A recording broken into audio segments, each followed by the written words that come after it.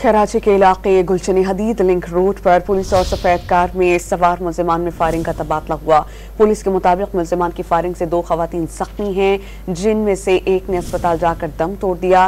Police के मुताबिक firing के तबादले में एक मुल्जिम जख्मी हुआ, उसके साथ मुल्जिमान अपने साथ फरार हो गए। मुल्जिमान के फरार की सीसीटीवी फुटेज डॉन न्यूज को मौसूल हुई है। इस पर हम बात करते हैं डॉन न्यूज के रिपोर्टर बिलाल खान से। बिलाल, बताइएगा, क्या ये करोला गैंग ही है जो एक बार फिर मुतहर्रिक हुआ?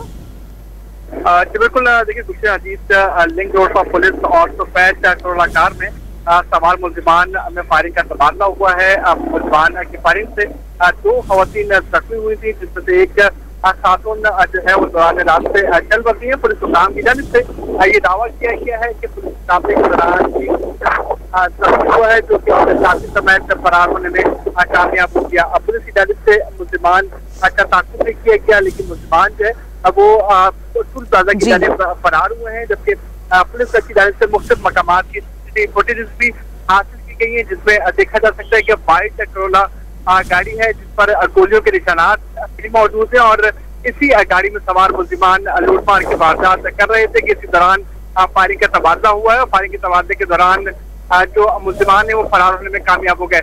पुलिस की जानिब से दावा किया जा रहा है कि मुल्जिमान को जल्द गिरफ्तार कर लिया जाएगा। बहुत शुक्रिया, आपने हमें अपडेट किया बिलाल।